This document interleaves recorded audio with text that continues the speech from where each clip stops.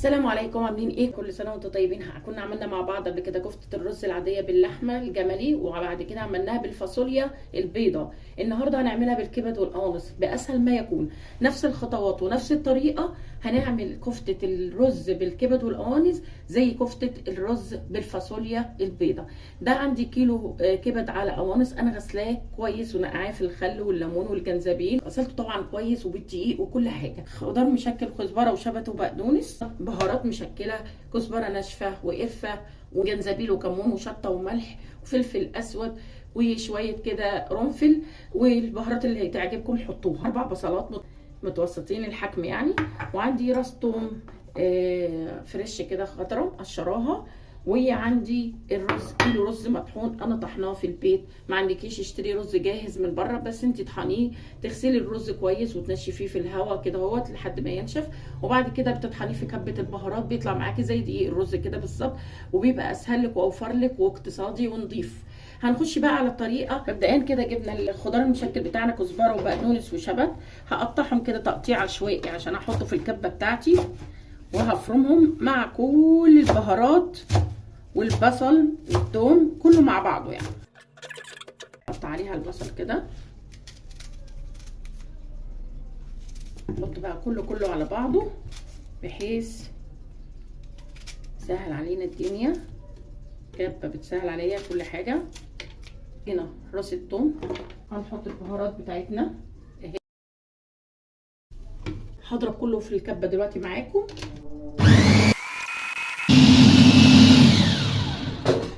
هنجيب بوله كده وننزل كل الخليط بتاعنا فيها. ما تقولوش ده سائل، لا لسه هنحط الرز وفرم الكبده. هنجيب بقى الكبده اهي ونحطها في الكبه نفسها اللي انا طحنت فيها الخضره بتاعتي، الخضار بتاعي مع البصل والثوم والبهارات اهو، ونضربه نخليها تنعم تماما. بتاعتنا بصوا بقت شكلها ازاي اهي، ناعمه جدا. هنحطها بقى على الخليط الخضره بتاعتنا اهي، شايفين عامله ازاي. الكبد والقوانص من احلى الطرق، وبتبقى احلى من اللحمه بكتير، واثبتت نجاحها وطعمها بالظبط زي اللحمه، زي ما عملنا الفاصوليا بالظبط.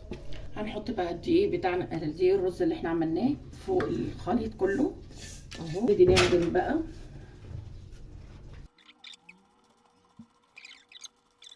هنحط باكو بيكنج بودر اهو عشان نخليها كده مش مكتومه. ريحتها تحفه تحفه تحفه، عامله يعني بالظبط كفته اللحمه بالرز اللي احنا بنعملها، مع البصل بقى والبهارات، الشغل يعني عالي جدا، والخضره فظيعه. نحط بقى في التلاجة شويه وتتصبع بالزيت، تبقى زي الفل في نفس المفرمه بتاعت اللحمه، عشان عايزينها ناعمه شويه تاني. ولو عايزه تعمليها بنفس الخشونه دي مفيش مشاكل، بس عشان يتجانس الافضل تفرميها يعني، عشان يتجانس كل شيء مع بعضه اهو.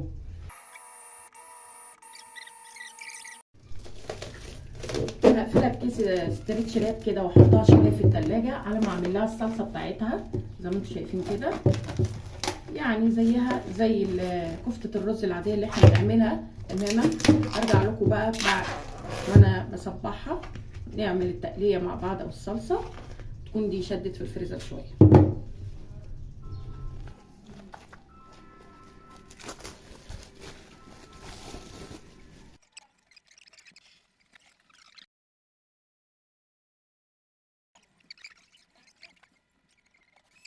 اهو يا بنات، شايفين انا اختصرت المشهد لان هي عيالي بيحبوها زي كفته داوود باشا. بصوا حمرتها كده، خليتها مكوره، قالوا لي المره دي يا ماما عايزينها مدوره مش صوابع، فانا عملتها كفته داوود باشا كده، حمرتها. هطلعها بقى، عملت الكميه كلها اهي، حمرتها. بصوا هصفيها كده ونروح هناك على المصفى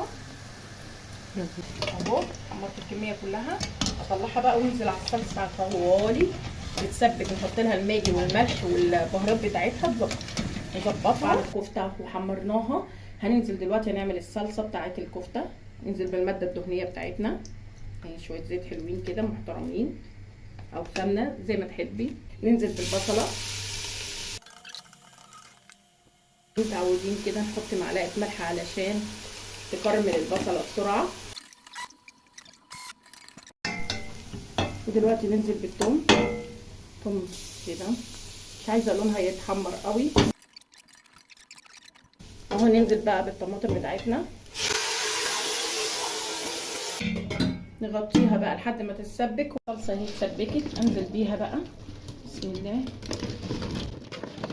اهو، كميه بسم الله ما شاء الله. وشلت منها عجينه، يعني هي رمت معايا كميه كبيره قوي، وباقي العجينه قلت اعمل لمره الثانيه اشيلها اعملها في الفريزر. احط لها بقى الماجي والبهارات بتاعتها ونظبطها.